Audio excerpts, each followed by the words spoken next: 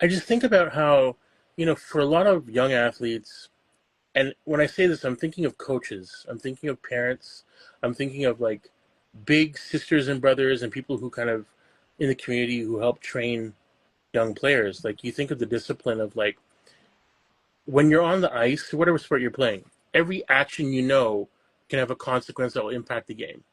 Split Exactly. second. So you develop muscle memory so that you kind of instinctively know, here's what I do in this situation, here's what I do when this comes up.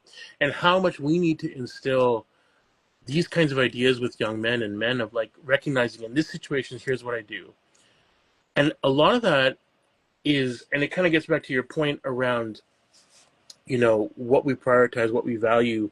And you're talking to a group of young men, and some of them, like talking to young men about violence that women and girls, gender expansive people face at the hands of bros, of guys, of men.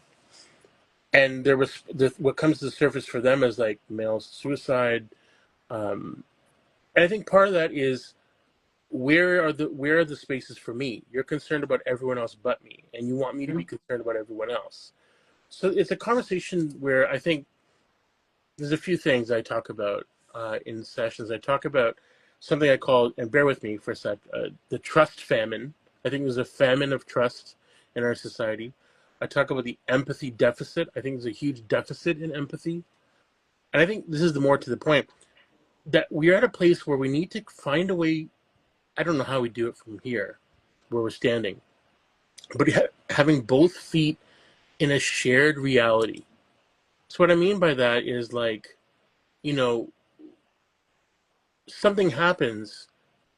You think of back in the day, the way we used to kind of absorb the news, for better or for worse, there were like three sources of news, like your local and two national papers, local news and national TV coverage. And you'd gather around one TV set. You'd have different takeaways, different thoughts, but there's kind of like one way. Now everyone goes into their separate corners, their tablets, their phones, and we consume information and news from different sources. So some folks will go to traditional media, some folks go to progressive left voices, some go to far right manosphere voices, and they get their information there. So like with this conversation, thinking of like what EM's experience was that night, going back to that incident in the hotel, how people can have their foot in like different realities as far as like what was happening there, Yeah. understanding what was happening in that moment, not trusting when survivors say these things are happening.